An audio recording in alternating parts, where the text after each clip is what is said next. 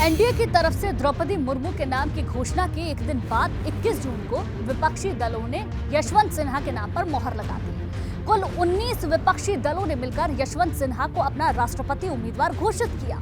इसको लेकर सर्वसम्मति दिखी, लेकिन इन 19 दलों की एकता भी अब धीरे धीरे दरकने लगी है। कई तरह की आशंकाओं के बादल कायम हैं। इसके पीछे एनडीए का आदिवासी कार्ड माना जा रहा है। राष्ट्रपति चुनाव के लिए 18 जुलाई को वोटिंग होनी है। इससे पहले हर दिन दोनों पक्षों की तरफ से रणनीतिक दांव चले जा रहे हैं, जिससे कदम दर कदम वो विरोधी की चुनौती बढ़ा सके।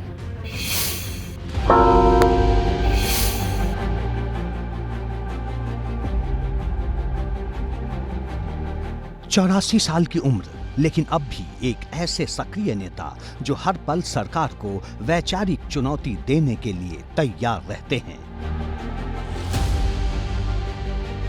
कभी भाजपा के कद्दावर नेता रहे यशवंत सिन्हा ने 4 साल पहले भाजपा छोड़ दी थी और इसके बाद मोदी सरकार के खिलाफ लगातार मुखर रहे। बाद में उन्होंने तृणमूल कांग्रेस का दामन थामा और अब राष्ट्रपति चुनाव के लिए विपक्ष के साझा उम्मीदवार हैं। लेकिन यशवंत सिन्हा को भी ये दोहराना पड़ रहा है कि वे द्रौपदी मुर्मू का विरोध करने नहीं, बल्कि मौजूदा सरकार की गलत नीतियों का विरोध करने मैदान में उतरे हैं। ये द्रौपदी मुर्मू और यशवंत सिन्हा की लड़ाई नहीं है। ये लड़ाई, जैसा मैंने आपसे पहले कहा, कि मुद्दों की लड़ाई है, संविधान को बचाने की लड़ाई है।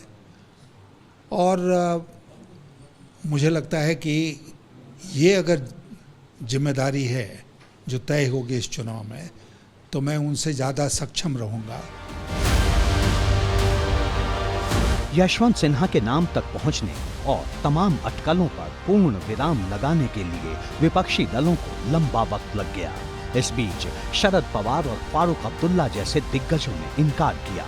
गोपाल कृष्ण गांधी से भी संपर्क किया गया, लेकिन उन्होंने भी इस प्रस्ताव को स्वीकार नहीं किया। इसके बाद यशवंत सिन्हा का नाम आगे किया गया और इस पर आखिरकार सहमति बन गई। इस तरह विपक्षी खेमे की अटकलों पर तो पूर्ण विराम लग गया, लेकिन चुनौतियों पर नहीं। ये उम्मीदवारी फाइनल होने के बाद से ही परिणामों के प्रति दिलचस्पी बहुत कम हो गई है। परिणाम क्या होंगे सबको पता है। आमतौर पर चर्चा है कि यशवंत सिन्हा हारने के लिए लड़ रहे हैं। भारतीय जनता पार्टी का अपना कैलकुलेशन है, उसके उम्मीदवार को सपोर्ट अधिक है, तो परिणाम क्या होगा ये तो आमतौर पर लोग जानते हैं। तो मुझे नहीं लगता कि नतीजों को लेकर के कुछ खास दिलचस्पी अभी बची है।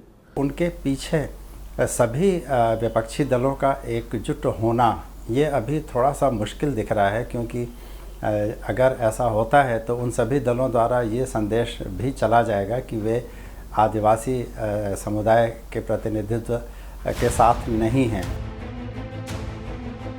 द्रौपदी मुर्मू को राष्ट्रपति का उम्मीदवार बनाने के फैसले के पीछे की सियासी रणनीति भाजपा ने ऐसे महीन धागे से बुनी है जिसे मात देना आसान नहीं। ये ऐसा दांव है जिसके जरिए विपक्षी दलों की एकता में दरार डाली जा सके। ये एक ऐसा दांव है जिसके जरिए राष्ट्रपति चुनाव के लिए विरोधी दलों के साथ आने की संभावनाओं की राह में दीवार खड़ी की जा सके। लेकिन निश्चित तौर पे यशवंत सिन्हा और उनका मुकाबला होगा, क्योंकि 27 को यशवंत सिन्हा भी अपना नामांकन दाखिल करेंगे। लेकिन मुझे नहीं लगता है कि अब उसमें कुछ नंबर का गेम रह गया है, क्योंकि जब इन दलों ने, बीजू जनता दल और अन्य दलों ने, चाहे वो टीआरसी हो, चाहे साउथ की जितनी पार्टियां हों, चाहे आपका झारखंड मुक्ति मोर्चा हो, यहाँ जेडीयू हो, और भी अन्य दल हो, मुझे लगता है कि 2-4 दिन में और भी अन्य दल आ जाएंगे। आज समाजवादी पार्टी की बैठक भी हो रही है, तो विपक्ष ही टूट जाएगा। जिस तरह उत्तर प्रदेश में भारतीय जनता पार्टी के खिलाफ खड़ी बसपा ने अपनी चुप्पी तोड़ते हुए द्रौपदी मुर्मू को समर्थन देने की घोषणा की है, वो सिर्फ एक संकेत भर है। एनडीए को उम्मीद है कि आदिवासी और महिला उम्मीदवार के नाम पर कुछ और दलों की गोलबंदी उसके प्रत्याशी के पक्ष में हो सकती है, क्योंकि आदिवासी वोट बैंक को कोई नाराज करना नहीं चाहेगा। अगर यूपी की बात करें तो अकेले इस राज्य में ही 86 सुरक्षित सीटें हैं, जिनमें 2 सीटें अनुसूचित जनजाति के लिए आरक्षित हैं।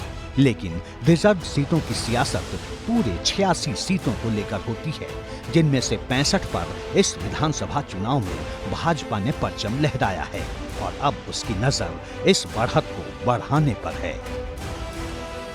केवल वोट बैंकों की चर्चा है तो हमें लगता है कि एनडीए ने निश्चित रूप से एक वोट बैंक के रूप में आदिवासी समुदाय का वोट मिले, क्योंकि अब इस चुनाव के बाद जो उत्तर प्रदेश में चुनाव हुआ या पिछला जो देश में लोकसभा का चुनाव हुआ था और 24 में फिर लोकसभा का चुनाव होना है, तो लोकसभा के चुनाव के दृष्टिगत निश्चित रूप से ये राजनीतिक नेतार्थ होगा।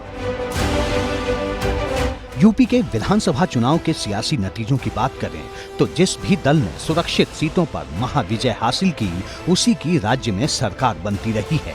अनुसूचित जाति से लेकर जनजाति तक के वोटरों को अपने पाले में करने के लिए भाजपा लंबे समय से जमीनी रणनीति पर काम कर रही है।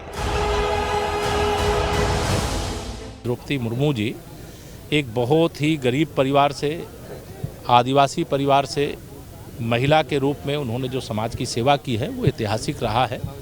और माननीय प्रधानमंत्री जी ने, हमारे माननीय राष्ट्रीय अध्यक्ष जी ने, हमारे राष्ट्रीय नेतृत्व ने और प्रदेश की ओर से भी सबने लगातार सभी दलों से अपील किया है। और मैं देख रहा हूँ लगातार देश भर में कहीं कोई निगेटिव माहौल द्रौपदी जी को लेकर के नहीं है, धीरे धीरे पॉजिटिव हो रहा है। मायावती जी ने समर्थन दिया, उनका हम स्वागत करते हैं।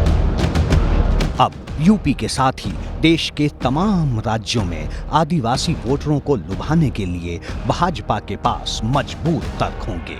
ठीक उसी तरह जैसे पिछले राष्ट्रपति चुनाव में भाजपा ने यूपी से आने वाले रामनाथ कोविंद को उम्मीदवार बनाया था और इसके जरिए दलित समाज को बड़ा सियासी संदेश दिया था, लेकिन विपक्षी दल इससे इत्तेफाक नहीं रखते। इसलिए से मैं समझता हूँ कि एक संदेश पूरे देश में ये ज़रूर गया है कि एक आदिवासी समाज से आने वाली एक माननीय महिला को भी देश के सर्वोच्च पद पे उनको बैठने का अधिकार है। देश के हम भारत के राष्ट्रपति जी का चुनाव करने जा रहे हों, इसको सत्ता और विपक्ष से अलग हट करके व्यक्ति की योग्यता, कर्मठता, उसके चरित्र को देख करके करना चाहिए। भले ही उम्मीदवार चयन की अटकलों पर पूर्ण विराम लग गया हो, लेकिन इसके बाद अब चुनाव के मुकाबले को लेकर चर्चा तेज है। एनडीए का पलड़ा निश्चित तौर पर भारी नजर आ रहा है। अब देखना यह है कि द्रौपदी मुर्मू के नाम पर भाजपा विपक्षी खेमे में अपनी सेंधमारी को कहां तक पहुंचा पाती है।